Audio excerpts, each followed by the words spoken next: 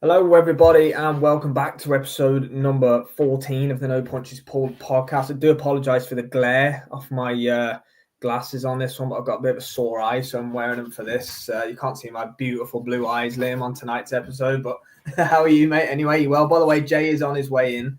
We had a couple of days off. I've been away tanning myself. The boys have been busy as well, so excited for tonight. How's things, Liam? Yeah, all good. Looking forward to it. We didn't catch up about the weekend at all, really. Just all got busy doing other things. So it's good to get into the good, the bad, and the ugly, shall we go, with from the weekends that we had. Yeah, I think so, mate. We're definitely not going to talk about Friday's main event because we gave it a bit of airtime last week. That was a judgment call from me. I wanted to give it a go because it was, look, the numbers don't lie on it. It was shocking. I can't believe we stayed up and watched it and covered it, but we did. But I'm not giving it any more. Oh, sorry, Lim. Hi, Luke. I hope you're well, mate. Yeah, apparently I've got Frank Smith's glasses on. Is right. Yeah. Got a haircut for it as well, mate.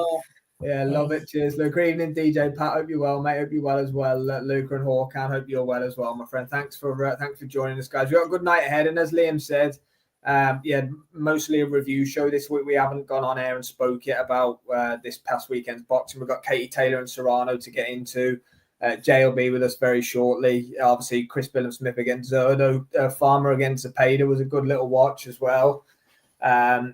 Barboza Ramirez, we'll get into a bit of that. And there's quite a few talking points as well. Something I want to cover is David Benavidez and David Morrell being announced. That's a great fight. So yeah, lots to crack on with, guys, news-wise. So me and Liam will kick in with the Mario Barrios versus Abel Ramos fight. That's the first one I want to talk about. I am back, Hawkan. Yeah, got back late last night. So thanks for the interaction of the day. I had a few too many beers, sunburnt myself. That's probably what's the matter with my eye and why I've got the glasses on. But nice to have a little break, but I missed the old boxing chat. It's not quite the same when you're chatting to the missus about the boxing. She doesn't quite have the same enthusiasm as Jay and Liam, unfortunately, and the rest of you, obviously. Liam, Abel Ramos against Mario Barrios for the WBC Welterweight Championship on the Netflix card. What a fight. Arguably the best fight of the weekend. Yeah, well. I think both you and me have a bit of humble pie to we didn't give, rightly so, off his record, Ramos any sort of chance at all. We thought he was in there to make up the numbers. It was all about Barrios defending his world title legitimately for the first time, looking good. He arguably won the fight. A draw is probably the best outcome he was probably going to get on an MVP card, if we're being honest.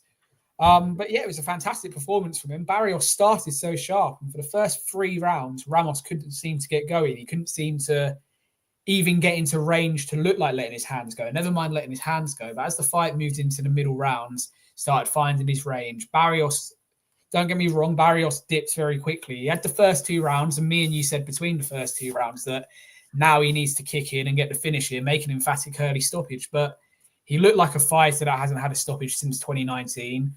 And if we're honest, if you didn't know who those 2 fighters were going into the fight, you would have thought Ramos was the one that's just been upgraded. Yeah, definitely. I said on the live watch along that all the power looked to be Barrios at first. He couldn't miss with the right hand, could he, in the first half of the fight? And then I think I actually looked at Ramos's record like in between the fight because no one really was that aware of the guy before it. Let's be honest, we all are now.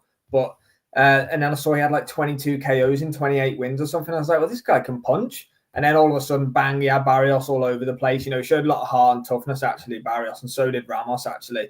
They're not going to run it back, I don't think, unfortunately. I think Barrios will cash out for either a unification or something like a Conor Benn fight or something like that. But they should run it back. Ramos deserves his shot again. Look, Ramos should go down to George Groves after the first Carl Froch route and go lobby with the WBC to get it mandated. Groves done it with the IBF, nearly 10 years ago now, and that's how he got the position back. I'm not saying it's a robbery on the same scale, but that's the only way that Ramos... Yeah. Other people will give Ramos a chance now, but it will be because of where he is in the rankings as opposed to they're bringing him in because his record looks a bit patchy. For Barrios, you're right, mate. Conor Benn... We had our say on Conor Benn last week, and right now he's still not legitimately cleared to fight, as we're probably going to come on to when we talk about Dillian Whyte a bit later on. I would imagine I have similar feelings there. But Barrios against Ben is probably a good fight. And Barrios, off of that performance, Conor Benn is going to come into it with tenfold more confidence than he would have had at the end of round number 3, that's for sure. But yeah, it's underwhelming from Barrios. What they do next with him, what he wants to do next. Will he blame the weight? Will he say he needs to move up in weight? Will he?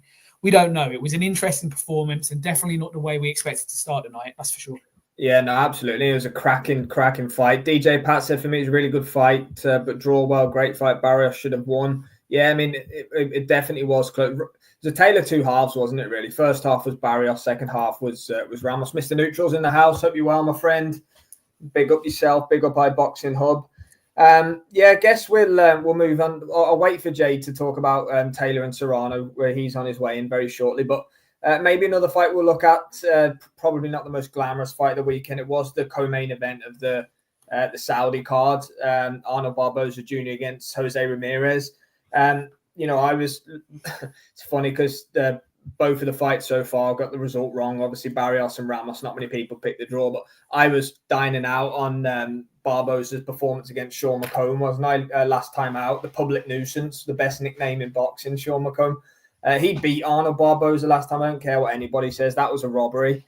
But boxing math doesn't necessarily always work like that, although it's hard to unsee things in your head, isn't it? I can't even beat Sean McComb without getting a robbery. How's he going to beat Jose Ramirez? But then it just doesn't work like that, does it, mate? No, it doesn't, mate. And I mean, I think it was on Thursday. Yes, boys. Sorry about that. No, you're all right. We saw on Thursday that Ramirez had decided he didn't want to pay the WBO the sanctioning fee, so it was no longer a 12-rounder. It was no longer a final eliminator, and that for me rang a few alarm bells in my head about Ramirez's mindset going into this fight. Don't get me wrong; we're all for bidding the belts. The sanctioning fees are a load of crap. We want to get rid of them.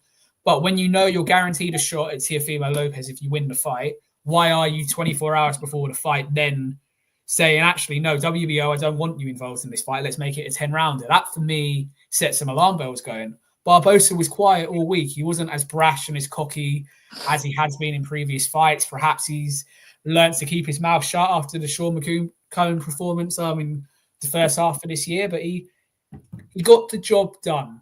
I'm not now going to say that Barboza is a world beater and he's going to go on to beat Teo and cause the greats of this division problems, but he got the job done and perhaps showed a little bit more guile and a little bit more toughness than we credited him for off the back of how he's looked in recent performances. Yeah, 100%. Jay's Fight Talk's in the house. Hope you're well, my friend. Hi, boys. Sorry about that. No, you're all right. Don't worry, mate. Barboza Ramirez. Jay, any thoughts on that before we move through it?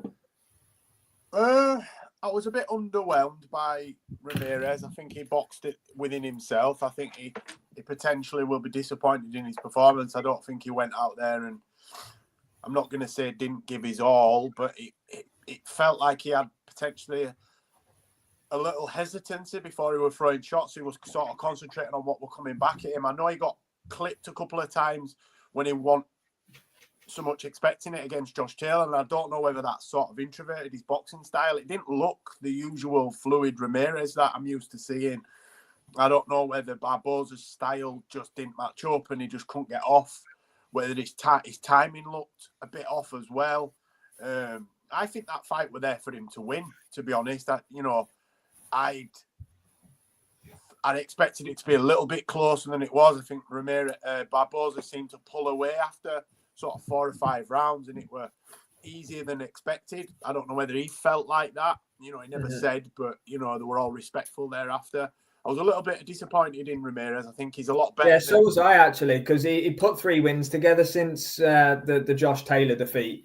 And they were against decent level as well. It was like, it was like Pedraza, Rancis, Barthélemy.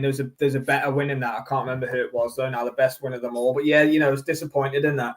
Yeah, that's the point I was going to make. If this, was his first fight after Josh Taylor, then not the excuse, but the kind of thought process of, those couple of big shots he took, maybe that's made him question his chin, maybe that's made him question his style, but he's carried on fighting the same way he's fought throughout his career. And like we've all just said, had 3 decent level wins, 2 pretty much shutouts and 1 11th round stoppage. So to now turn in this level of performance, I come back to what I said earlier, the fact he made the decision on Thursday afternoon Saudi time that he didn't want the WBO involved in the fight. So therefore he didn't want the shot at TO next. I wonder if that was something in his mindset there that just wasn't sitting quite right going into it. Because who turns down a world title fight, regardless? Yeah, it's a weird one. I don't think he can win a belt. It all seemed off.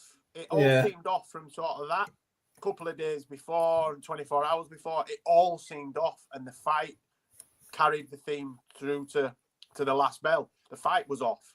You know, if that fight had have happened 2 or 3 years ago, I think we'd have seen a completely different fight. Would have wiped the floor with him.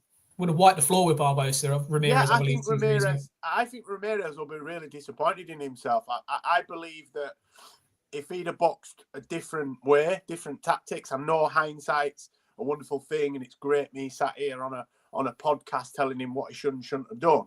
But from what I know about boxing and from what I've seen from Ramirez, I don't believe that was the best version of him that we've seen. What I mean is, I don't believe that he's past best. I believe that he just didn't box to the best of his abilities on Saturday night. And I think that's fair. Do you know what I'm saying? I don't believe that is a reflection on what he's got left. Nah, he's only 32. They're both 32, so he shouldn't be, shot or past it. David Ropineau Boxing's joined us. Hope you're well. David Ramirez's work was predictable. Thought cut off the ring and land the 1-2. Barbosa worked him out early. Yeah, I think that's a fair assessment, mate. Great podcast as well, Ropineau.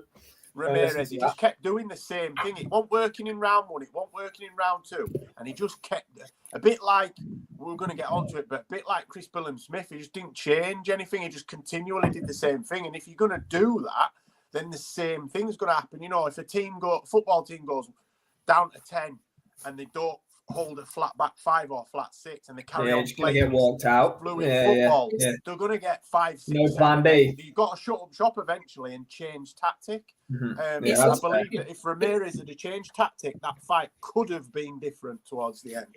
It's almost as if Ramirez had watched the tapes of Barbosa's last 2 fights, where after 3 or 4 rounds, he started to gas, didn't he? He started to slow down. It's almost as if his whole game plan revolved around allowing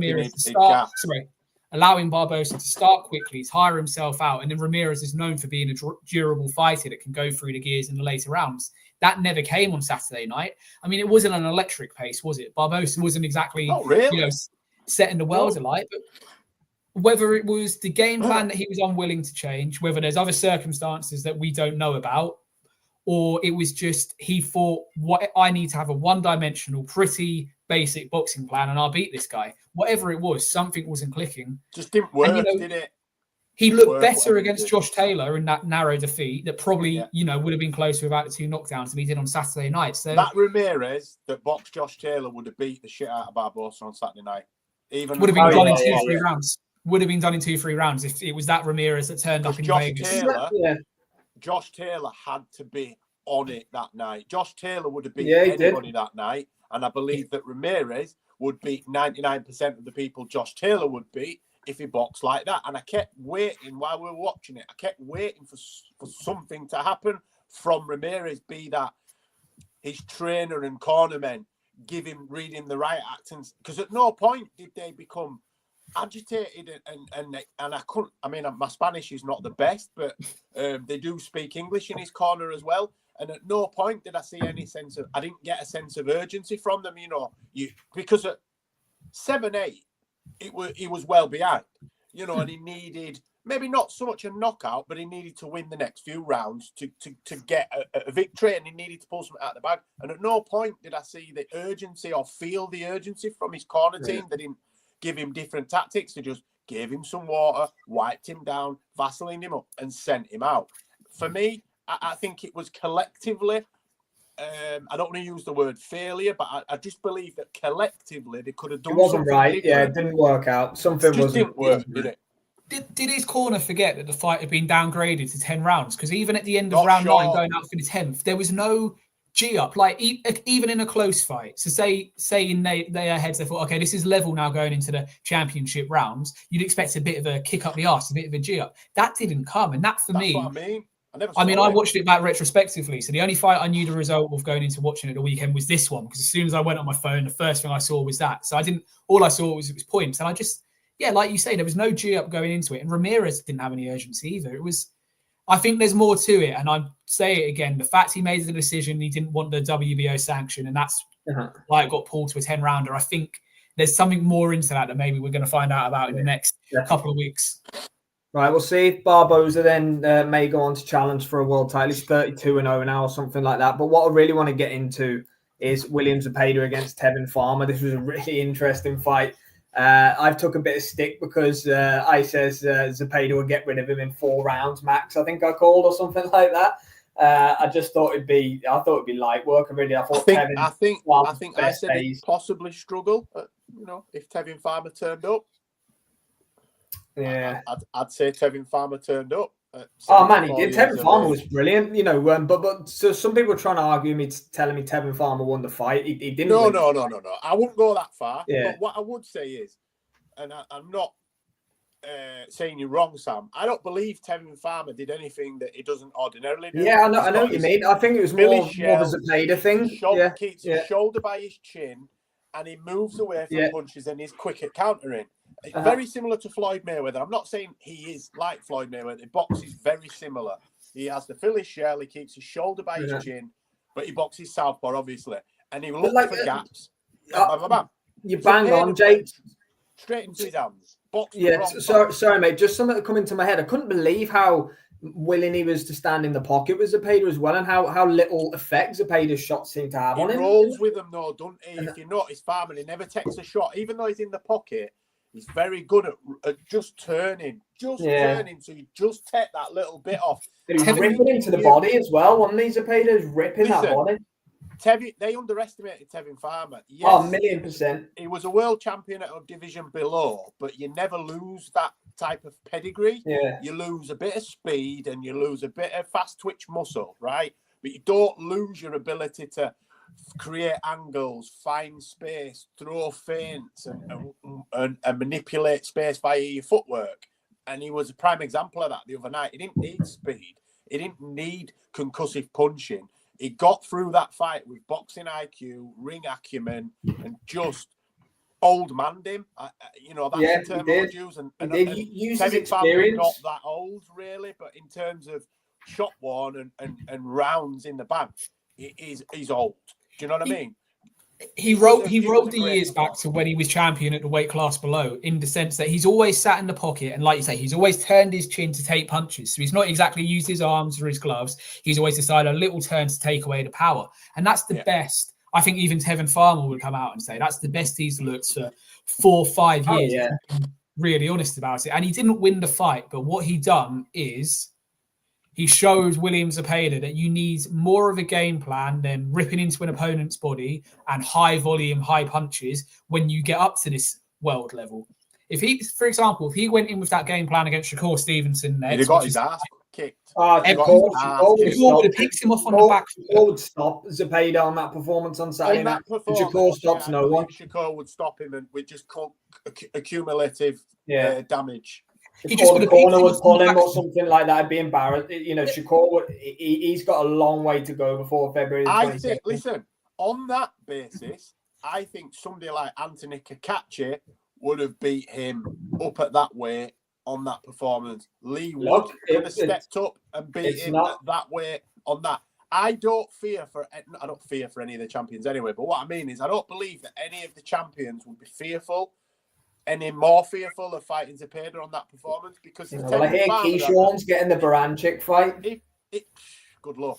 If Farmer, for me, had have had a little bit more, if he'd have been 2 or 3 years younger, he'd have won that fight, because he'd have been able to throw a little bit more, but he didn't have it in the gas tank. It took Farmer everything he had to just do what he did to get through those rounds. That's fair. If he'd have had a little bit more left and been able to throw more, then I think we would have had an interesting result. Maybe even a draw or something like that. It wasn't far off. That fight wasn't far off being, a lot. No, it was close. It was definitely close. Yeah.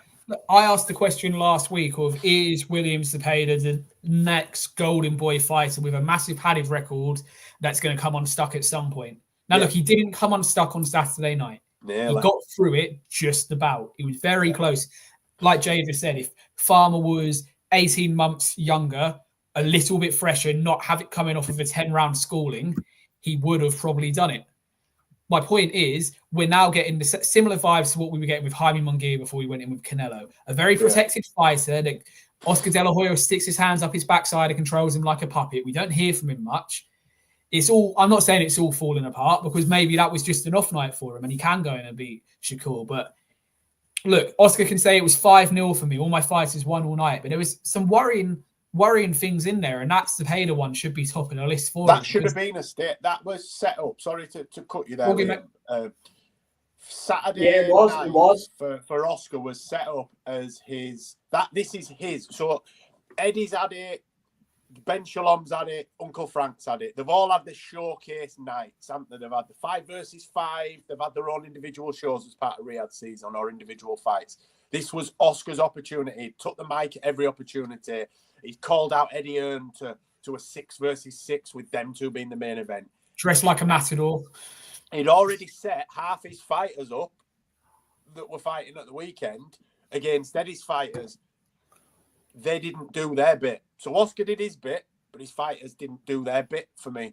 I don't believe that it was the showcase event that it could have been for Oscar. I think a couple of the performances let him down. There was no stand breakout performance. Yeah, Jay, do you know what I find the best part about Oscar saying he won 5-0? He promotes both Jose Ramirez and Arnold Barboza.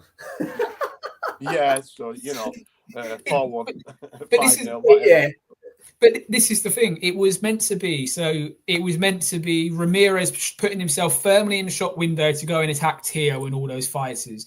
Zurdo done his job. We're going to come on to that in a minute. Zurdo done his job. That's fine. Cepeda was meant to show that if that was Shakur Stevenson in the ring with him, he would have absolutely dealt with him. Instead, I'm now questioning if Cepeda needs to go down a different route. Maybe build up confidence with some other fighters before he goes towards Shakur. Because if Shakur Stevenson puts a Shakur Stevenson style bad beating Shakur. If he puts that sort of beat down on him, William Cepeda will never be the same again. It will be a Jeff Lacey type of vibe where he's got all this hype, he goes in there, gets dismantled, and then, do you remember how good Cepeda used to be? But then he had that one night and it all went to shit for him. That's the territory we could be in. But unfortunately, Oscar's ego is above his fighters, and he won't allow that to happen. We just got to hope that it was an off night of underestimating an opponent, and that showed in performance as opposed to his padded record. I mean, I think the three of us are all of the same opinion, but we can live in hope and hope it's a better fight than we now fear in Shakur. Yeah, at the end of the day, DJ Pat said Farmer gave Cepeda a test. It was a good fight. Shakur had taken Cepeda out by KO. Completely agree, Pat. There's levels still above between them. I agree with that.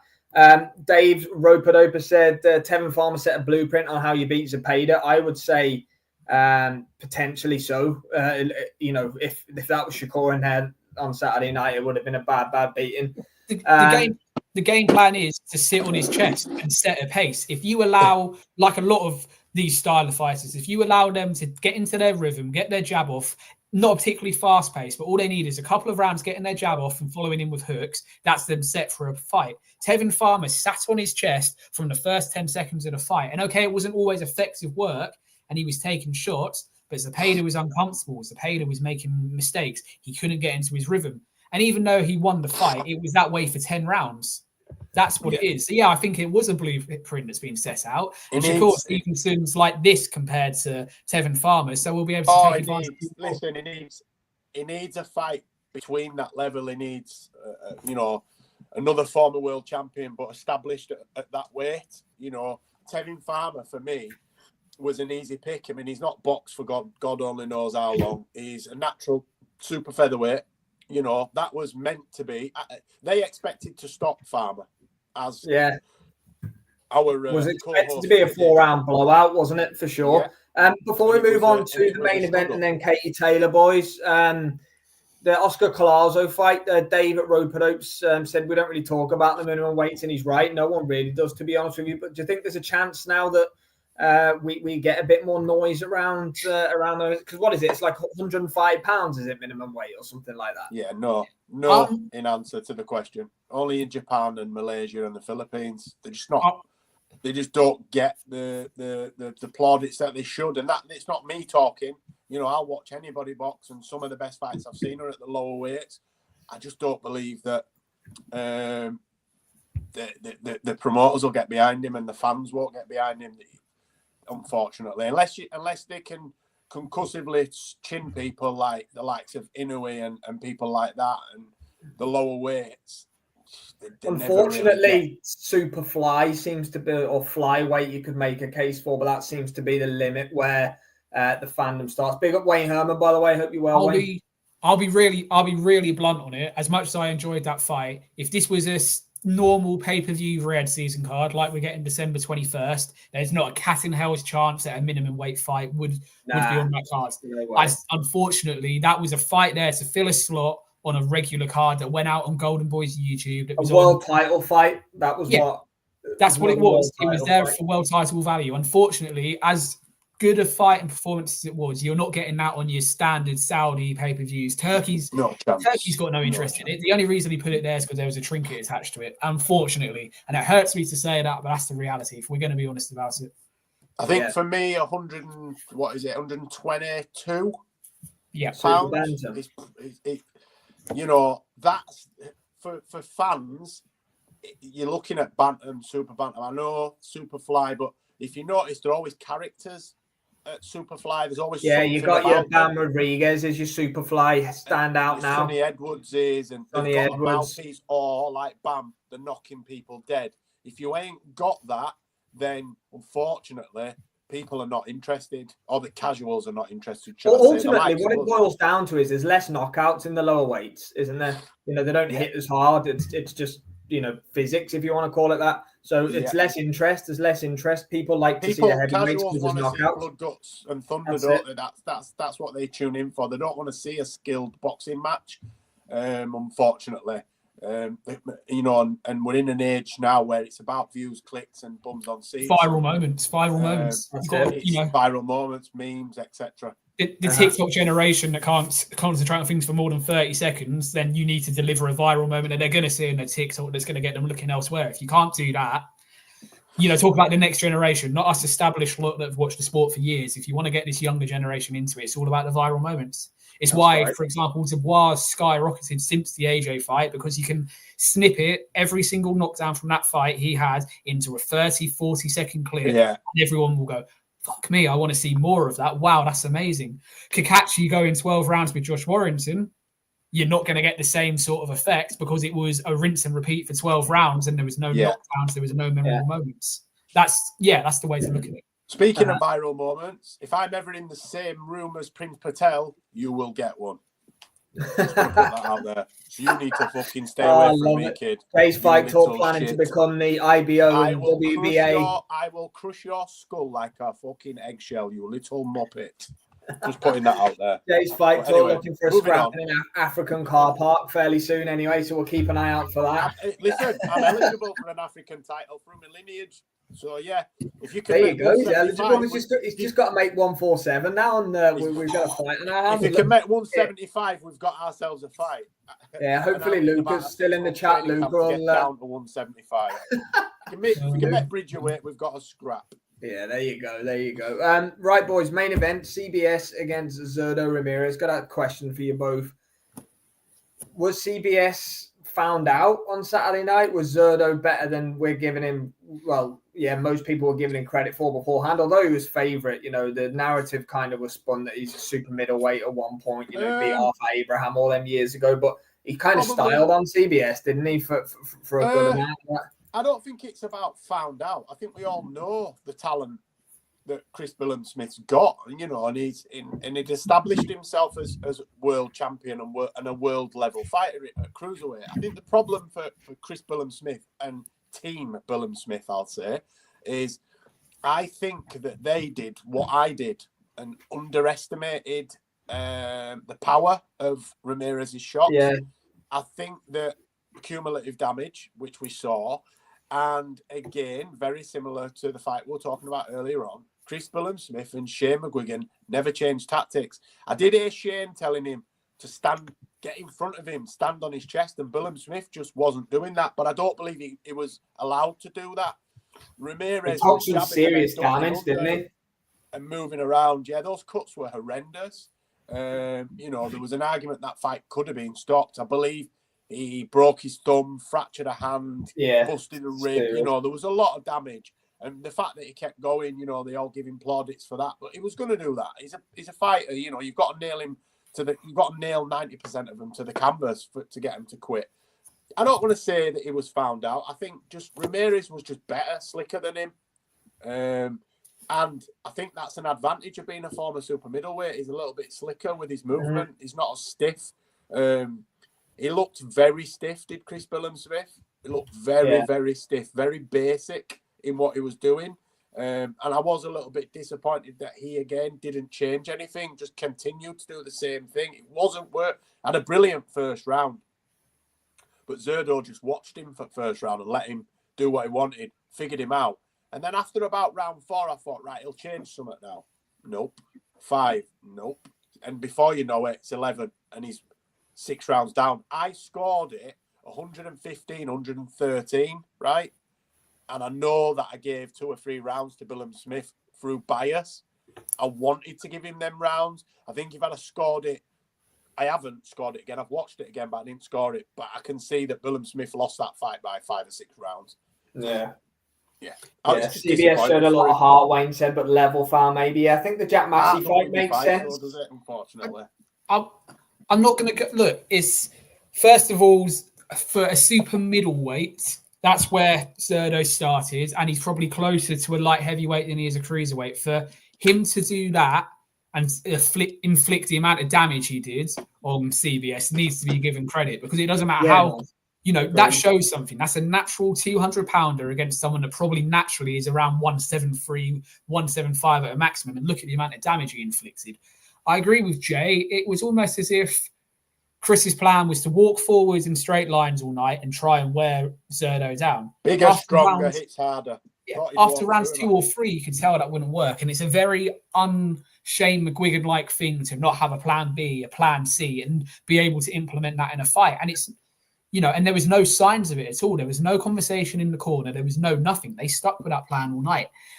I'm still on the fence about if we found his level, because look, those cuts had an impact on his performance and he kept going, but you could tell he was bothered by his rhythm. The rumour is his hands went as early as the 2nd round. So if he's fought 10 rounds with a fractured hand, that's also going to have an impact. He doesn't trust it to throw it.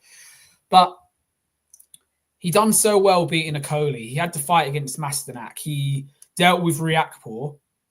And look, other than Akoli, think what you want about the world hugging champion of the world, but Akoli is a very tricky, very talented fighter. He's probably going to cause issues at heavyweight against a certain level of opposition. It was a step down again. It was going back to the Billam-Smith when he fought Riakporhe the first time, when he was making his way up before he got the opportunity. There's more to come from him. I mean, there's a headline come out this afternoon that he could get straight in with the WBC champion once his hand's healed. Apparently that'll be May, June next year.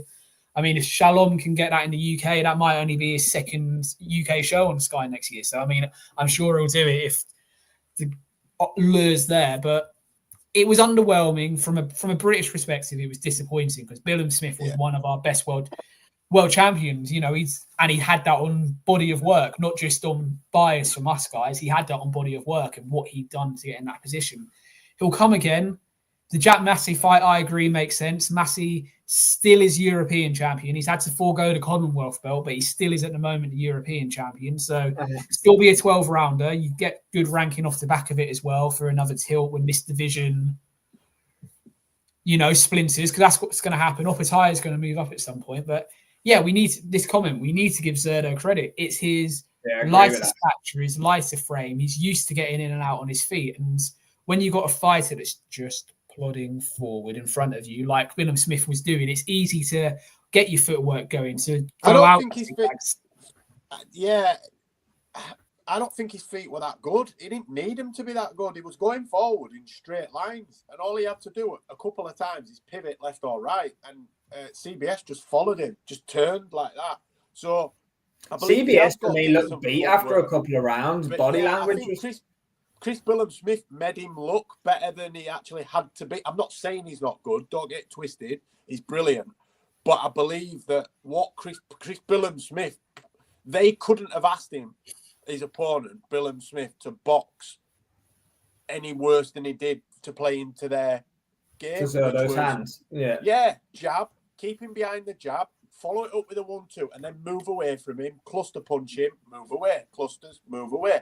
And Chris Billam-Smith just kept coming forward, backwards, instead of going forwards and staying there. Sit on his chest, take 2 or 3, then throw. But he wasn't doing that, and he kept getting caught with hooks right there behind his ear. And all he had to do is move his hands back a little bit. For it's hindsight again. It's great me giving him advice here when I struggle to fight sleep. A comparison on this comment for me. So CBS do that clown in his sleep.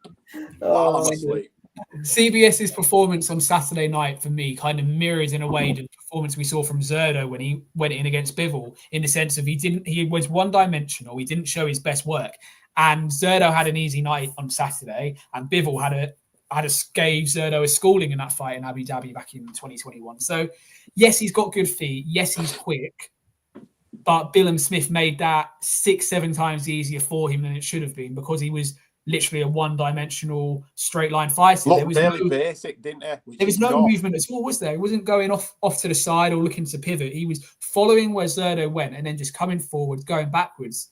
I know Billam-Smith has never had a lot of head movement, but it was non-existent on Saturday. There was absolutely none of it. Because I think Riakpor's speed is pretty good, and he nullified that.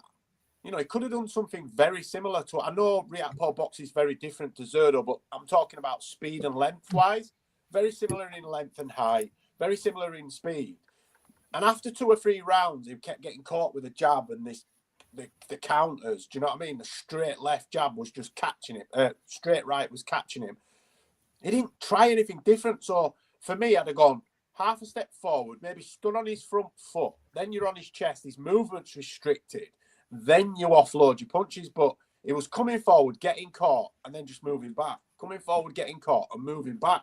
It became easy for Ramirez at some point.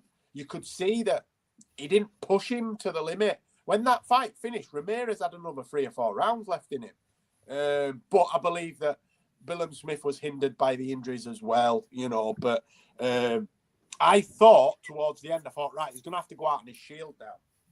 And he'll either get stopped or he'll catch him, because Zurdo's energy went whoosh from round 10. It just dipped. And I thought, he's carrying the weight. But Billam-Smith didn't have all left, did he? To go. I think he wanted to, but he just didn't have it to use. On this comment, Opetaya's movement will show how good Zurdo is, because Opetaya is an awkward fighter. Yes, okay, when he gets tired, he digs his toes into the canvas, but for the first 5 or 6 rounds of a fight, his movement is unorthodox. Do you know what will happen in that fight? So it's a good topic of conversation, this. Zurdo will be 4 or 5 rounds in front, easily coasting that fight, and then he'll just get knocked out. Jai Opetaya is willing to lose rounds, and he will lose rounds. He's not as fast, he's not as skillful, but he'll just follow him, a bit like CBS did, but he'll cut angles off, and eventually he'll trap him and he'll just smash him to pieces, I think. After this fight, I put out a tweet saying, does anyone giving Zurdo a chance against Jai Opetaya? I swear to God, there's about over 30 comments on this. One person goes, yeah, he's got a bit of a chance. Everyone else, no. Like, not one person. He's got a chance. I think Zurdo's in that fight. If he can avoid getting clipped and wobbled, he could win on points. I think Zurdo's got a chin as well. I think he's got a decent chin. Well, he took Billam-Smith shots, but Billam-Smith's not a concussive puncher, is it? No, really? And with his damaged hand as well, his power hand being the damaged hand, those punches weren't as powerful. Opetaya's a rightful favourite, but I don't think it's like that lopsided that like we should give him Zurdo a chance, because, you know, look at his 2 performances at cruiserweight. It's very good. Yeah, I definitely think Riakpor would have had a better showing on Saturday night than what Billam-Smith did. I do. I believe if Riakpor turns up, it beats Zurdo. I do, but you know, Riakpor he's fighting again, isn't he? On that in Tunisia, isn't it, or something like that? It's somewhere in Africa, isn't it? On the Mean Machine versus who's he fighting? I can't even think. Anyway, someone at 147. Right, boys. Before we get into the latest in the world of boxing, we're not going to. Jay, I've already spoke to Liam earlier and everyone on the stream. We're not covering any of that nonsense main event because we give it enough airtime last week. we give it the benefit of the doubt, but it didn't deliver. So we're not going to talk about it. But talk I about didn't watch it. Thanks, Netflix. Yeah, that's true. Neither did I. Liam did, though, unfortunately for Liam. I can wish I wasn't watching it. I heard that they're being sued in Florida or something for that. So hopefully they give me my subscription next month. Anyway, yeah, Katie Taylor Serrano, the rerun. Obviously, I've watched it back since. I'm sure you have as well, Jay. Even though we did do a live watch along, but we weren't much use. Katie gets the decision. I think it was by 1 point on all three judges' scorecards, was it? Or something? 95, 94, 94 across the board. And a lot of the topic of conversation afterwards about Katie using the head. Serrano buzzed Katie Curtis Lynch Woodhouse at the end of the dirtiest fighter in history. Who said that? Curtis Woodhouse? Curtis Woodhouse. Right. But yeah, I want both of your thoughts on A, the scorecards, B, what you think's next for Katie Taylor, and was Serrano hard done to? On the scorecards, it's exact 95-94 in favour of Katie Taylor is how I scored it on the night, and again watching it back the next morning. So agree with the scorecards. Pat agrees. Could the referee have maybe done more to warn Katie Taylor about going in with her head? He warned her once. He only warned her. Warned her once. But on the flip side of that, it's not like she was just going in with her head and not doing anything. Yes, her head was going in, but it was going in with punches. So okay, like Warrington. Yeah. So it's a tactic, don't get me wrong, but it's going in with punches as opposed to just leaning in with the head. Serrano's that experienced the fighter with that cut and how wide it was. And at that point where the fight was stopped, you could argue she was up on the card. She made that big a stink out of it. She could have got herself a technical draw, a no contest or whatever because of when that cut happened. And then we're getting the trilogy because of that. But she was going to the doctor when I watched it back on the Saturday. Yeah, no, I'm fine. I'll carry on. Doctor's a bit and ahhing, isn't he? She's the one saying, yeah, ready to carry on. It was everything we expected from that fight. Serrano started first. Katie Taylor was buzzed. If there was longer in that first round, Katie Taylor probably touches the canvas. That is absolutely. Yeah, she was out. Look great walking back to the corner in the first. Yeah, she looked rough, didn't she? She would definitely wobble. But to say, look, for people to be calling this a robbery and to say Serrano is stitched up, people need to realise the definition of a boxing robbery. Jack Catterall against Josh Taylor, that is a boxing robbery. Jackie Foster, that's a robbery. Yep. Chantel Cameron against Katie Taylor the first time round was not a robbery, nor was the second fight, nor is this fight. This fight is a close fight that you could score either way. I could make an argument for this same scorecard for Serrano. Yeah. But that's what it is. And fights aren't robberies. It's as simple as that. No. I threw 100 more punches and landed 30 more in some rounds. Where did you land them? You landed exactly. It's a 10-9 rounds. It's not an accumulative fight. That's what annoys me about these people who go on the stats. It's like, she landed 50 more punches. Yeah, but what if she landed 30 more punches in round 7? Now, there's not probably going to be that much of a disparity, but you get my point, don't you? You can have more dominant rounds than other rounds. It's not scored. It's not one big round. Look, I work in sales, right? And we have stats. A lot of our business is stat driven, so we can forecast and things like that for revenue for the year end, etc. I can manipulate my sales figures to make my conversion rates look a heck of a lot better than they are. And I just use things like, rather than an appointment to an actual physical sale, I'll include appointments booked. So I might have converted 10 leads out of 30 into appointments and only sold 3. So really that's a small percentage. But if I include the calls and appointments booked percentage, as well as the sales as a conversion rate, my conversion rate then goes from 5% to 20%. So we've had a good month. But then when you look at revenue, we're like, oh, shit, it's actually a shit month. Yeah. But on paper, I'm the unified lineal sales champion. What really, I'm the fucking Prince Patel of sales because I've manipulated my numbers. So, yeah, you can go on stats. Everybody, Serrano won. Yeah, she threw way more punches. You don't win fights just by throwing more punches. There's a lot more to it. And also, we seem to use this word every week. There's no scoring criteria. It is subjective, right? So what I see, what you two see, we can all come to a different conclusion. But ultimately, neither of those fights were robberies. You could have scored them the opposite way for the other woman on the other side. The judges didn't. They picked Katie Taylor. I agree with it. I've scored it twice. The second time I had it a draw. The first time I had it for Katie Taylor. But some of the rounds I could have given the other way because, again, it is subjective. But for me, a lot of the movement from Serrano was wasted movement.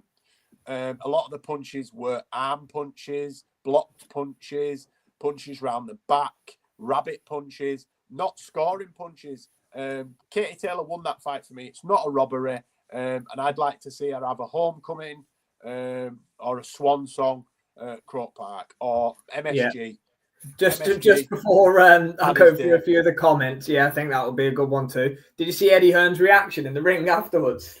Oh, he was on it, screaming. Oh, he's loving it. Yeah, I think for me, just one look. This is a stat. Amanda, if you want to go off the stats and everything, this is the stat that matters. In round number 8, when Katie Taylor was deducted a point, all 3 judges scored that round 9-all. None of those judges went 10-8. All 3 went 9-all, which means that without the point deductions, Katie Taylor would have won the round. That's your round there. If that's a 10-8 round, that's your opportunity to grab it by the horns and then have something to defend going into the last 4 minutes. You didn't get it. That's not just 3 Brits saying that. That is what the 3 judges around that ring said on Friday night as well. So that's all you need to know. In terms of what's left for her, I'm similar to Pat. I would not be objected to seeing Katie Taylor ride off into the sunset. I would rather see her fight Chantel Cameron in the trilogy than Serrano, because Serrano is going to push for 12 threes. And then if they do, and it's 2-0. What's she going to do? Just trying to change the rules until she wins one? Is that that's what I mean? I think Serrano's excuse will always be it's not 12, not 12 threes. I can't do my best work. But you are now 2-0 down. Yes, okay, Katie Taylor will still out-croak her regardless, but that's not as marketable a fight as a 1-all trilogy against another European fighter. That's a 1-all in the rivalry. That, for me, is much bigger than Serrano. Serrano's done now for me. Regardless of the 9 belts and 7 weight classes and everything she's done, you're 2-0 down. The 1-all trilogy is the one we want to see. I'm not sure, Dave, to be honest, on that one. I think in the first round, she definitely would have been interesting with a 3rd minute for sure. I think, but the box different as well. So Katie Taylor would be going all out at 1 minute 30, would she? She'd be boxing. I really don't know how I feel about the 2-minute rounds and 3-minute rounds. Like, I honestly don't know because, like, I was all in for 3-minute rounds at one point, but like, I'm not. I don't know now. Like, I honestly don't know. I think we could get a lot more snooze fests and. Obviously, like Jay said, they would have fought a completely different fight. I think 10 threes is a possibility. Yeah. Or, I'd guess say 12 twos. I don't know. Probably get no difference in 12 twos. But, I don't know. That's the argument I was going to make. I think 10 threes, fine. 12 threes, I think, is still is too big a jump. And that's not being disrespectful at all. It's just the reality. I think jumping from 10 twos to 12 threes, that's going from 20 minutes to 36 minutes. That is probably too big a jump. Going from 20 minutes to 30 minutes, I think is probably more feasible. It's probably more doable. But look, Serrano could complain about the rounds all she wants. Like Jay says, would Katie Taylor have been buzzed 1 minute 42 seconds if it was a 3-minute round? You can never know, but there's a high chance she wouldn't have been because it would have been a different type of fight. If that round was happening the same way and it was 3-minute rounds, absolutely, the chances of Katie Taylor touching the canvas, you're probably as high as 90% if you've got another over a minute to go in the rounds. But I don't think it would have been the same fight for 12 threes. That's my argument. I'm not sure what Dave thinks as a comeback to what we said, but look, it's an interesting one. Pat's, by the way, said that one of MVP owns CompuBox, so that could be a thing. But Hawkan said 12 twos as well. I wouldn't be averse to 12 twos just to get a feel for it. But it's hard to say, isn't it? You're at risk of losing the style of fights that Katie Taylor and Amanda Serrano have given us for their rematch. And that's where there needs to be a conversation about, do we get these phenomenal fights in women's boxing at the highest level because they are 10 2-minute rounds. So it doesn't become as much of a slog and an endurance as a 12 threes men world champion fight does. It's still a sprint, if that makes sense. Is that why we are getting these attractive fights? Is that why both Katie Taylor, Chantel Cameron fights were as good as they were? Katie Taylor against Bassoon, both times rounds against Natasha Jonas. If you see my point, these are all fights. Is it because they're 10 2-minute rounds? So that is making them be so attractive. That's the argument you've got to have as well. Yeah. How different, if all these fights are even 10 threes, how different would they be? And okay, look, you could say, well, maybe they still be the same intensity, but you're adding 10 or 16 minutes onto the fight, depending on how you want to do it. There's going to be a drop in intensity. It's very rare you get a male world championship fight at 12 threes that is as hair and scare for the full 36 minutes as a 20-minute equivalent in the female weight classes. I'm not sure if either of you two disagree with that. I mean, I've been screaming for 3-minute rounds for a while, and yeah, I'm not sure. I think they're going to have to try something like 12-2s first before they just jump in. Yeah, they can't jump straight to 12 threes. I think they'll do, like you say, 12-2s is probably the best way to go. Or if it's the 3-minute rounds you want to try, I'll do it as 10 threes. That's not nowhere near as big a jump as going straight up to 12 threes, is it? Yeah, I'm with you. Good feeling then. What's next for Katie Taylor before we move into the news? Cameron at Croker. Jay? I'm same. Yeah, Cameron at Croker. I think it makes sense, although I think that the money could be in the Amanda Serrano fight, so it wouldn't surprise me if they're able to make another offer again. The Irish government could get in the way of that Croker fight. Yeah, as well. they are. Yeah, I've heard that Eddie's always banging on about. It's a bollocks excuse, but it's hard enough to do it at a free arena, let alone then an 86,000 outdoor arena. So, you know, if they can deal with that, then Croker's the way to go. If not, Katie should just retire. She's got nothing left to prove. Yeah, definitely. I think the issue always is for many boxers, especially when you're, arguably one of the best, if not the best of all time, where Katie Taylor stands. Her biggest paydays are here and now. You know, obviously she made a hell of a lot of money for that one there, but even if she's getting offered a couple of million for another fight, this life-changing money every time she steps in the ring right now. And she, she takes a little bit of damage, but she's never really been badly, hurt or anything like that. So it must be tough. Yeah, you know what, Håkan, I think that's definitely a fair point. I've come around to the fact that I agree with you, I think now, but I did bang the drum for a while about 3-minute rounds, but I do think you would see even less knockouts. And the argument, the bog standard argument is more threes will get more knockouts, but I think we lose the pace. I honestly do think we just lose the pace, and that would slow things down even more, in my opinion. That's where I'm at now. I'll probably change again by next week. So 10 threes. Yeah. Let's have a look at 10 threes. Try 10 threes. Yeah. Like 10, 10 threes or 12-2s, but 10. How much difference are you going to see adding an extra 4 minutes to a fight? Let's do 10 threes. It's an extra 10 minutes to the fight. Let's see what that does to the quality, to the standard, etc. And then go from there.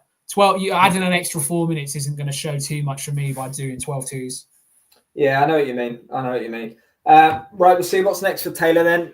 Not much going in the way of fights this weekend, boys. Obviously, we'll have a look and we'll do a watch along for the Channel 5 show. It's Harlem Eubank against Nurali Erdogan from the Walker Activity Dome in Newcastle. Don't know too much about Eubank's opponent. He's 16-3. First time he's been out since the whole Adam Azim fiasco when they faced off. Probably not too much interest there, boys. I know we're not going to spend much time talking about it here, but it's been a bit of a quiet weekend ahead. First quiet weekend I can remember since the Mayweather exhibition in August. There's been decent fights on every weekend since then. Yeah, I think the best thing I can say about Friday night is it's live and free on Channel 5, isn't it? Like, you don't have to watch it. The only positive I can find is I'm not having to stream it. I'm not having to do anything. I can just put it on my TV, and that's all I really have to say about it. It's 100%. Yeah, she did. Yeah, she won a decision, didn't she? On that. Two decisions. She had 2 decisions before Taylor. She done 2-12-3s. That's it. Right, boys. Then we'll move into the news from this week. I've just got a couple of points to talk about. First one: David Benavidez against David Morrell. That is a great fight. It's been talked about for a while. There's a bit of spice on it. I don't know if you saw the presser yesterday. There's good bit of back and forth chat. They're in the green room doing their face-offs and they were going at each other. It's fairly refreshing to see, to be fair. Two young, undefeated guys in their prime. I wish Benavidez would leave the Mexican flag at home, though. He barely speaks Spanish. Yeah, I know. Morel were talking to him and they were like, huh? See? To be fair, they were drawing at the face-off behind closed doors in Spanish, but yeah, I think Benavidez was just trying to be funny and it wasn't funny. Hopefully you get that one, mate. But yeah, boys, great fights. Not for any world titles or anything like that because, I think Morel might be the WBA regular champion potentially, but just a good fight. Two at the top of the game, two at the top of the division. I'm interested to see what Morel brings to the table. We know he's good, but Benavidez is really good, and I think it's a good test for both. I think we'll see if Morel is as good as we think he is, and I think we'll also see if Benavidez has got much left. I know that sounds stupid because I'm talking like he's done, but he don't box enough for me. He's not active enough. I mean, how many fights has he had in the last 5 years? Yeah, I know what you mean. He hasn't had too many. I don't think he fought Alexander Vosdik in June on the Tank card. I'm just going to pull up his. I remember that one. Going to make me look stupid now. He's probably boxed 12 times in 3 years or something. Well, that's seven fights since 2020. There you go. Yeah. That's not enough, man. That's not enough. That's 4 years. 7 fights in 4 years. And only 2021 and 2023 he fought twice in a year. So that's not enough.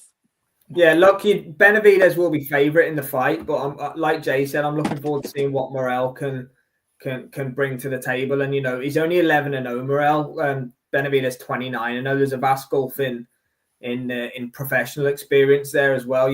27 years old David Benavidez, 26 Morel. We don't see it enough, these kind of matchups, to be honest with you.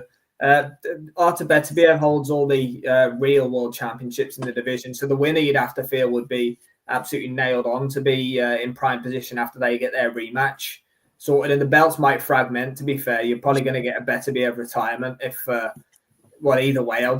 Maybe if he loses they might do a trilogy, I don't know, but if he wins I think you might get a Beterbiev retirement. I think, look, Morel we have been excited by since he turned over, and we've praised the fact that he's had decent enough matches, and this is his 5th 12-rounder in his, in whatever fight it is. So that says that he's been moved along at a nice lick. And now we're getting the acid test. Now we're getting what could be his coming out party. Because if he is as good as he says he is, as people around him believe he is, then he's going to get through David Benavidez, and then he's going to be either number one to fight the winner of the Beterbiev rematch, or number one to pick up one of those, at least one of the fragmented titles. It's going to be a cracking fight. And it is a real light heavyweight for Benavidez. It's not someone else blown up from super middle like he's had before. This is a legitimate light heavyweight that really has to work to get to 175, and we're going to see what Benavidez is about. There's no doubting the talent, but you got a live, hungry dog in there who feels he's been overlooked in some ways. I'm not saying I agree with that from Morel. This is where we find out in January. I've got a funny feeling that we are going to see Billam-Smith fight one of these two. Yeah, look, he's on my call. A bit later in the show. Yeah, he's back next week. It's like they've rushed him in to get him on the show so that they can do something on the Saudi card. One last cash out fight for before retirement. So. He talked about retirement, didn't he, after Beterbiev? Billam-Smith's got the pedigree. I mean, he was a unified super middleweight champion. He won the Super 6, didn't he? He's only lost to Canelo and Beterbiev. Canelo and Beterbiev are the only two. So, we'll keep in mind if those belts get fragmented. There's, some big fights potentially. There'll be a lot of hungry light heavyweights, but then again, they'll probably have to go through Dimitri Bivol somehow, especially if he wins the rematch, which I'd imagine a lot of people, myself included, will probably back him to do so. But good undercard there. Stephen Fulton against Brandon Figueroa there, running it back. That was a good fight. First time round, two really good level fighters. I think Isaac Pitbull Cruz is returning on that card as well. So before we move on, good to see PBC putting on a solid start to 2025 because they didn't have a great year this year, Liam, did they? And I've heard that Tank versus Roach is going to be on the 1st of March as well. So they're coming out with at least a bit of signal of intent. My view on it before I go to you, Liam, is the more promoters that are putting on more better shows, like the Riyadh season need competitors. So I want to see these cards from PBC. I'd rather them be in the sport than them not be in the sport. I agree with you, but one last hurrah, one last roll of the dice. We all know that's the issues. A big card to put on. They're going to spend a lot of money on that card. We all know the issues PBC are having with broadcasters in-house, with legal issues that aren't necessarily related to boxing. And yet, Al Heyman's always thrown money at stuff. It's never been a problem for him putting these cards on. I'd love PBC to have a strong and fire in 2025 and put some life back into Golden Boy and Top Rank. America's been incredibly dull this year in terms of the standard of cards we've got, but I still maintain the same position in PBC. I'm not sure how much longer they're going to be allowed to Not a long time. Not long. This is, they could, you say they're throwing a load of money into it, but Al Heyman's never given a crap about money. This is what he does. Starts the year with a bang, and then it's July before you see anything decent from them again. If they don't keep Canelo, which I don't think they are going to keep Canelo, then what are they going to do? How are they going to stay afloat? And they were losing money with Canelo anyway because of what they had to pay him guaranteed. So it's fantastic. I'm sorry to put a dampener on it, mate, but I don't see them doing much else in 2025. Tank Davis is going to fight Roach, and what you're going to have a bog standing undercard because you've got to give all the money to Tank. It's not, it's the way PBC playbook has been the same for 8-9 years now. It's not going to suddenly change. It's not. Listen, since Mayweather left, it's not got the same. Mayweather made PBC. He didn't make PBC, obviously, but Mayweather was associated with PBC, and he helped to get the brand out there. And Mayweather's not around them anymore. So, and it's PBC's marketing's never been the best. PBC were flying when they're on free-to-air TV. That was their big when they first launched, and they were on. Fox, weren't they? Yeah, they're prime time on Fox. Yeah, and it worked great. I think Uncle Turkey will buy the brand at some stage in 2025, 26. Yeah, Prime will cut them out end of 2025. Yeah, Pat agrees with you, boys. Canelo carry them. There's no other selling pay-per-views or tickets. Yeah, I think you're onto something there, DJ Pat. It was on my list anyway, boys. I know we've covered it over it a little bit, but good to see Callum Smith back on the Birmingham card next week. He's probably not going to fight too much, let's be honest, but one more run potentially at light heavyweight then for Monday. Go for it, man. Callum Smith's really good. Callum Smith's probably the best of all the Smiths, I believe. I think Liam's probably on parish, but I think Callum hits harder. Obviously, he's a unit. He's big. I mean, Stephen's small, Liam's average. Paul was a similar weight division, but not as big as Liam. Liam seems to have the best of all four. Because he's youngest, isn't he? So he's taken a bit from each one. I'd love to see him win a world title at light heavyweight. I'd love to see him finish his career as a world champion, as a two-time world champion. I'd really love to see that, and I'm excited to see him back. I'm glad he's back because when you looked at him after the Beterbiev beatdown and that interview Andy Scott done with him in the dressing room, he looked not just like a fighter who had lost the fight. He looked like a fighter whose love for the game was gone as well. If that makes sense, he looks as if I think he said like if you can't be the best in the world, then I don't want to do it. He said something like that.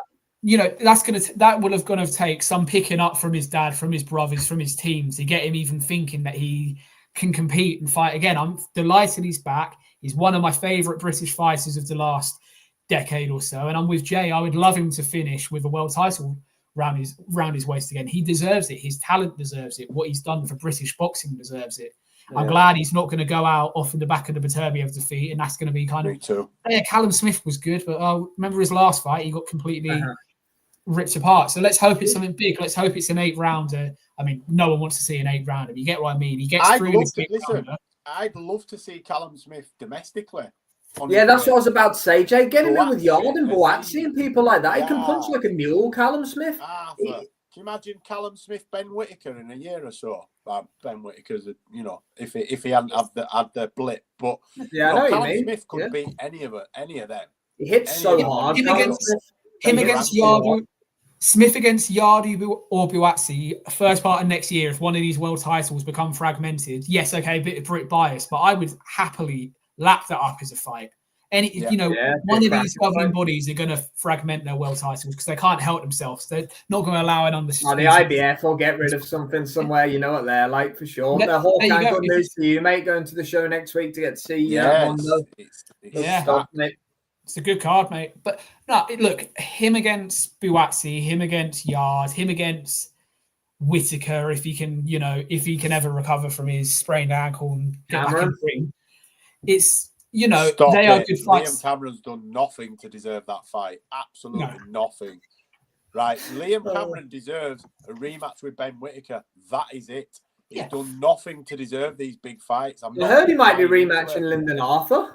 Oh, it's been ordered. It's been ordered as an eliminator for the British title. No offense. Who wants to see them rematching a 10-rounder for nothing? Yeah. It has to be Ben Whitaker, man. It has to be punch his head in again. I mean, Liam Cameron's a super middleweight. Why don't you do yourself a favour, Liam, and start running and get yourself back down at 168? You're a middleweight. He's a middleweight. 168 is where he should be. He's not a big light heavyweight for me, and he's a good boxer, but I mean, good luck to him. He's dining out off this Ben Whitaker stuff, isn't he? He's getting all sorts of brand deals. He's maximising his moment. But he's seizing his opportunity. But hey, look, he's done well. He's done well for himself. The lad. But if we're real, he is not on the level of most of the people that we've just spoke about. Yeah, Lyndon Arthur's probably the.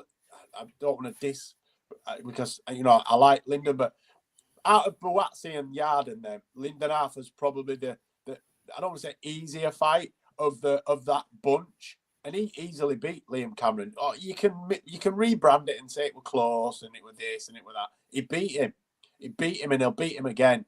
So for me, I'd like. Yeah, it makes no sense to me. I don't want to see that. It's Ben. Do the Ben Whitaker fight, man. But we'll see.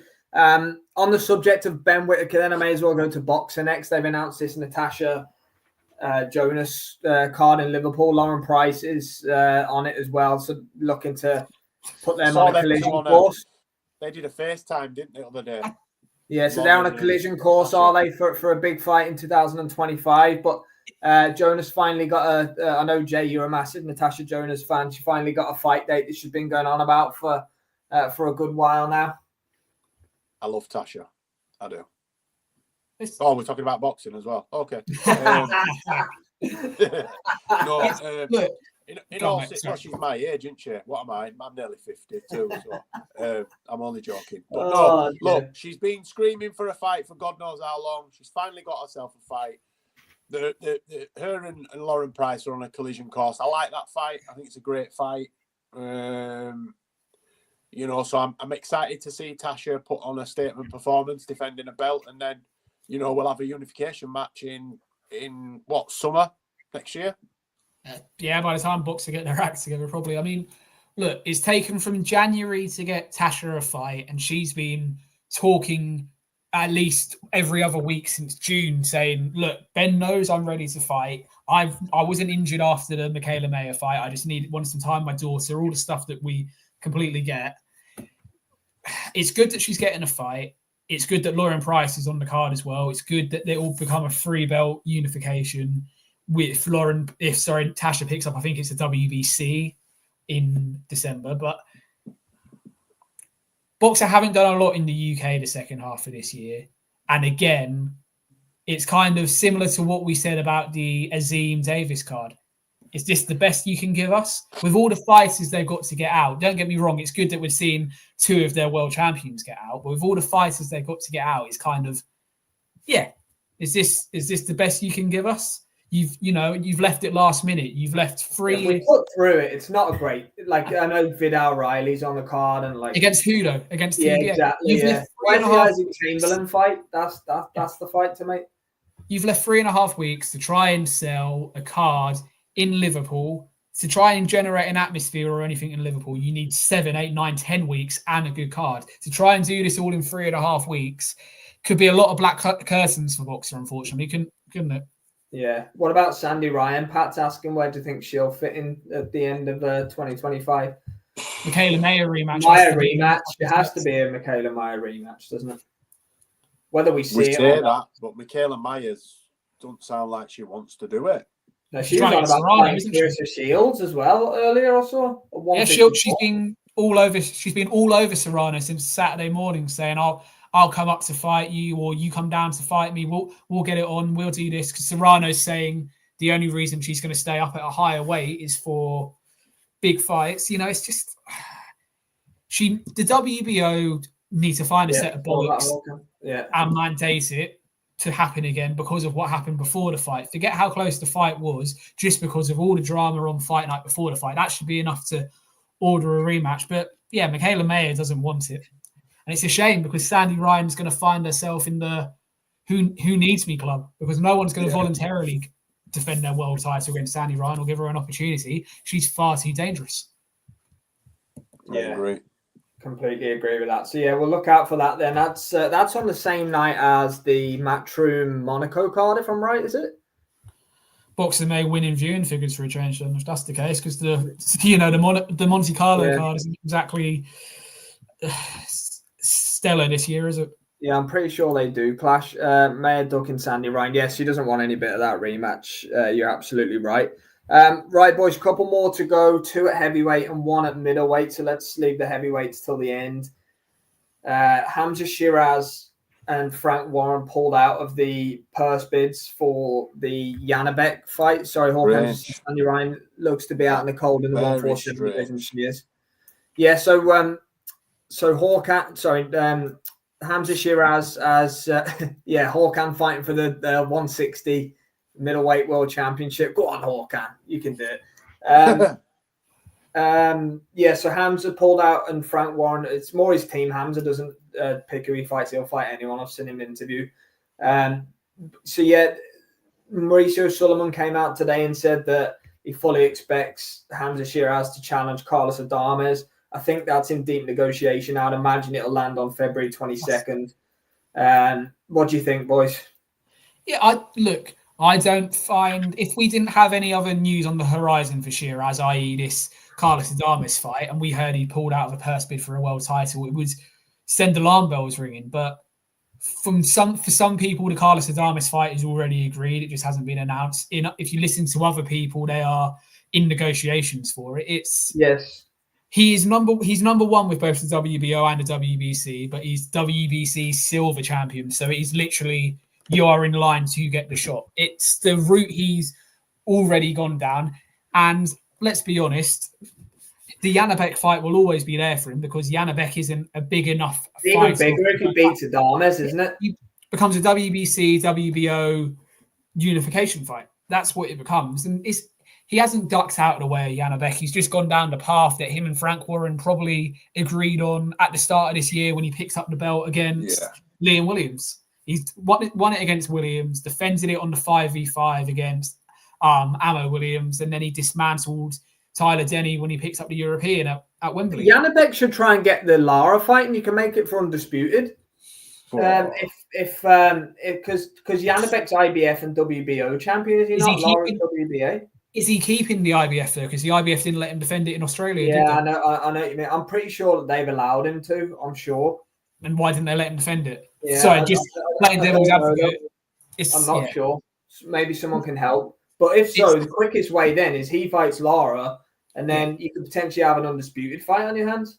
Yeah, you could. Look, Janabek, of course, is going to come out and say that I shouldn't have hit these guys so hard in sparring. Now they're ducking me. That's his only avenue to go down. But anyone who knows anything about boxing knows that Adames and the WBC route has been the plan for Shiraz all this year. So it's not a duck. It's just what it was. No one, and also you never know when a governing body is going to call purse bids for their mandatories. So they can, you can't exactly sit around and wait for a governing body to give you a shot, can you?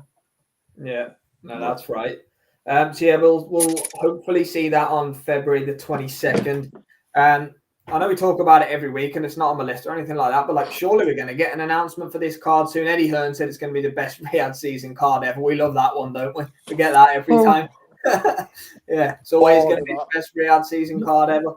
We'll get it the week before East Fury 2. That's what they'll do. They'll do that the week before East Fury 2, like we spoke about before. In terms of marketing, get the eyeballs on the event the following week while also promoting what comes next. That's their model. That'll be what they do. So we'll get it 3 weeks time then. If that's the case, it'll be 3 weeks and we'll know. On that subject, since we last spoke, Ajit Kabiel's pulled out of the Martin Bakoli purse bids. Billy Nelson tonight has now said that Zhilei Zhang's gone quiet and potentially on the run. What the hell's going to happen for Martin Bakoli? Dubois? Don't know, but it looks like Dubois fighting Kabayel then, doesn't it? Well, I said that, and Billy Nelson said something different, I think. So I don't know. Look, I mean, to be fair, no disrespect, Billy, but you've got it way wrong. Your last two predictions over the last couple of weeks, mate. So, you know, I'm going to take what he says with a pinch of salt. It's a mess of a situation. Fighters ducking out of final eliminators is absolutely ludicrous. Now, if Billy was sitting here on the other side of the screen, he'd be saying it's because they're all ducking. Every man and his dog at heavyweight is scared of Martin Bakoli. Billy will say that. He believes Bakoli's, pound for pound number one in the world. That's his prerogative to think about Martin. That's absolutely fine. But ducking out of final eliminators, if Caballero's done it and doesn't fight Dubois, it doesn't make sense. If he's done it to fight Dubois, you can understand it because you're getting the world title.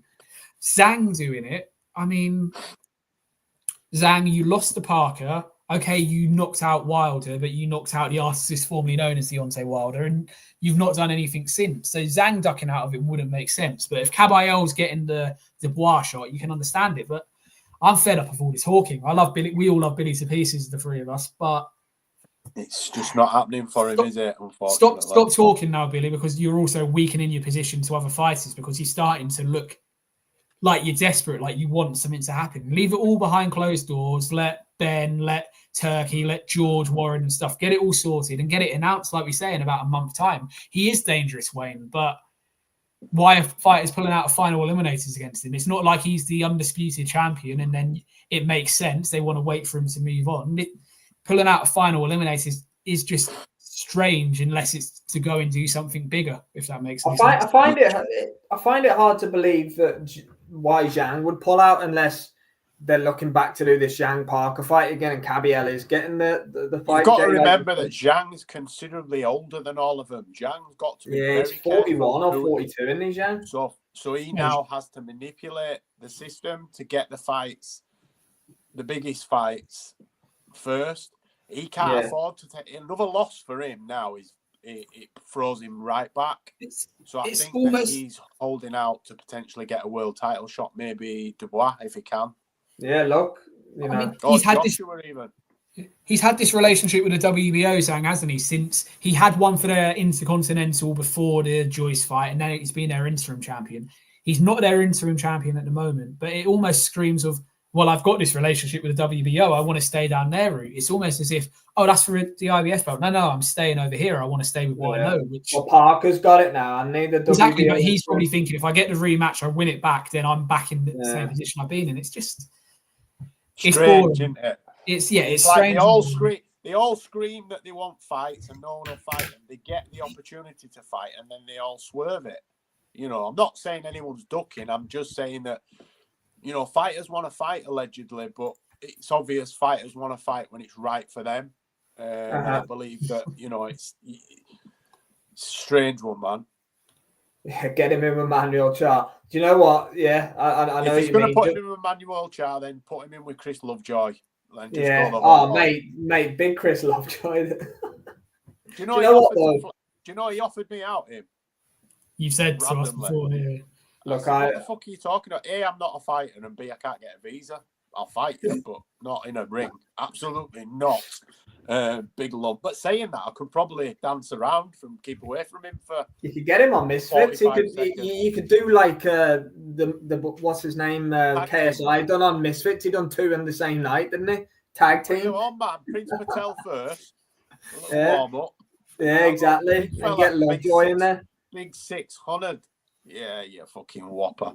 Light work for Jay's Fight Talk. Last one, boys. Eddie Hearn has said that AJ is going to return in May or June. That was the word today. And he's going to wait on the Fury versus Usyk winner. Is it a... I'm not saying this because... Stalling tactic, yeah. No, but all the comments underneath the post I saw on it earlier were like, guys, ducking Dubois. Yeah, what are your thoughts on I guess, He is. all of it He in is. general? He But does not want that fight again. There's no point. There's no point. Joshua cannot do anything different in a rematch. We know what Joshua is, right? He's a talented athlete that it's really hard that they've taught to box. He got beat by the better man. Dubois is just better than him, you know. And I believe that the way he lost took a lot out of him. And I think he feels more confident of beating Tyson Fury than he does Daniel Dubois. And I know that sounds mental because I believe that Fury beats Daniel Dubois. yeah, But it's not an outlandish statement that you've just made there. I believe that styles make fights, and he's always believed that he can get past Tyson Fury's jab and stick one on him. And I think if he feels that if he sticks one on him, he'll knock him out. I don't. I think Tyson Fury still beats him, even after people saying that, you know, he lost something by losing to Usyk. For me, he didn't. He just lost against one of the all-time greats. And there's still a chance he wins that rematch. Slim chance, but there's still a chance. So, yeah, I think Joshua, not necessarily ducking, let's say sidestepping the Daniel Dubois fight. The question for me then, so he's going to come back in May or June. You'd imagine that will be over here because of how Riyadh season's closing. Turkey said what the close of Riyadh season is, and that's in March or April time, I believe. So he's going to come back over here. Who's he going to fight? That's the question, because Anthony Joshua isn't going to go down to, current British champions Fabio Wardley. He's not going to go down to that level and fight Fabio Wardley. It's going to have to be a reasonable name. It's going to have some sort of permutations further down the line on it. Because if he is sitting out for a Fury fight equally, he doesn't want to go knock over Tim Cams and then going cold to the Fury fight after he's come out of an Usyk fight. So AJ Sharp, hey, Eddie Hearn can market absolutely anything. He can do You probably just nailed it there, haven't you? This is what we're going to get. Manuel Shah's going to come over to the O2 and AJ's going to win that. Yeah. Can I get a 3-time? For that? Nope. Oh, dear. Anything else to cover off? But go on, Liam, before we wrap up. But I think this is the thing. Like, we look at Manuel Shah at 44, 45 years old and what the list all the WBA regular titles worth.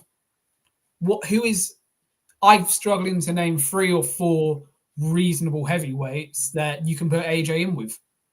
This isn't as far-fetched as it seems. As sad as it will be, this isn't as far-fetched as it can be.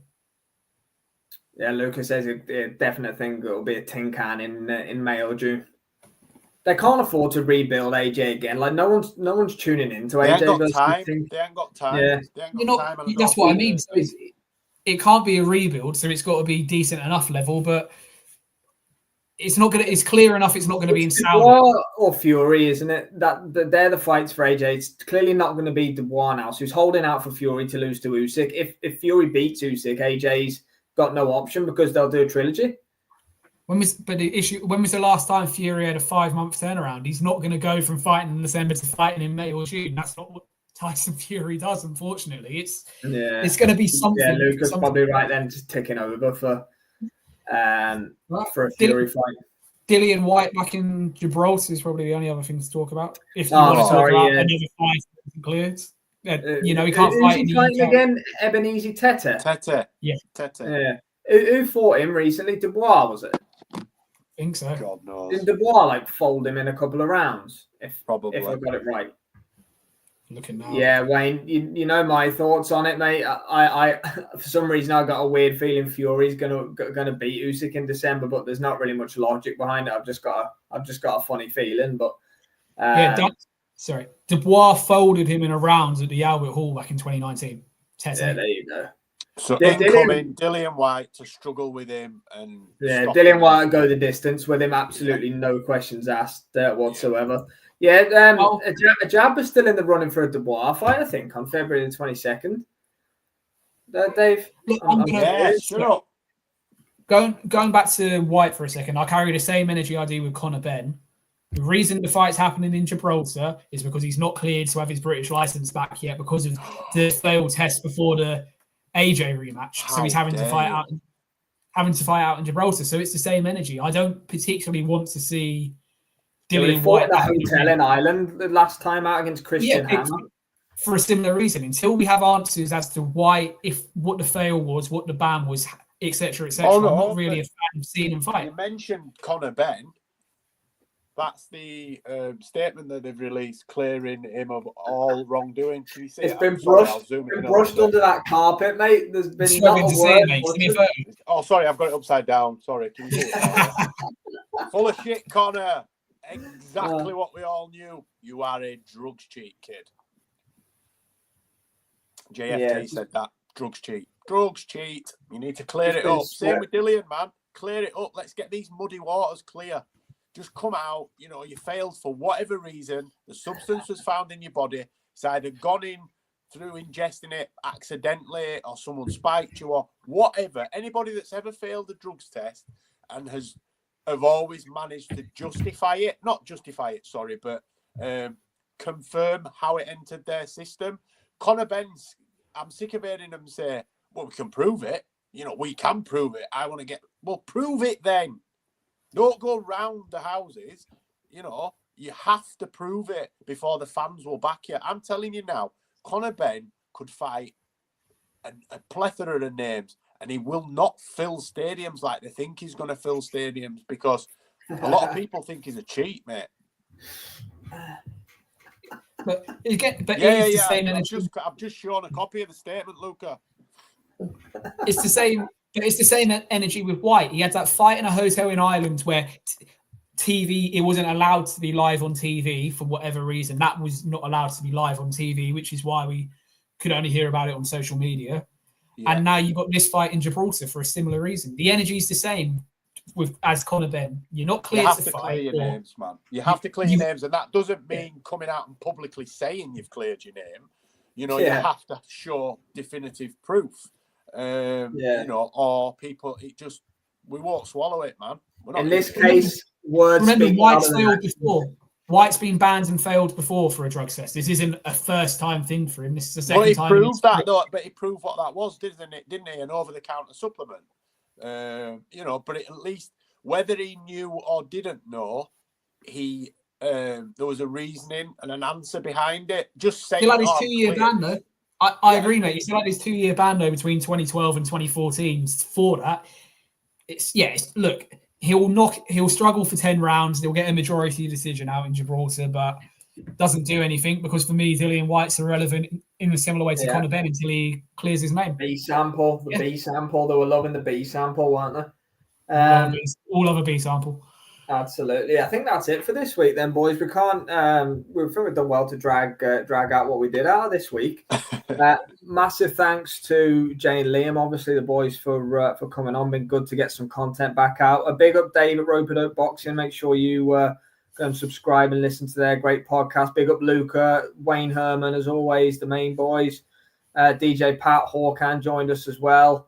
Mr. Luke is here for a little bit early, so thanks guys for tuning in. We'll be back on Friday night for the live watch along to the main event, Harlem Eubank on Channel 5. Can I just remind me, can I just put that out there?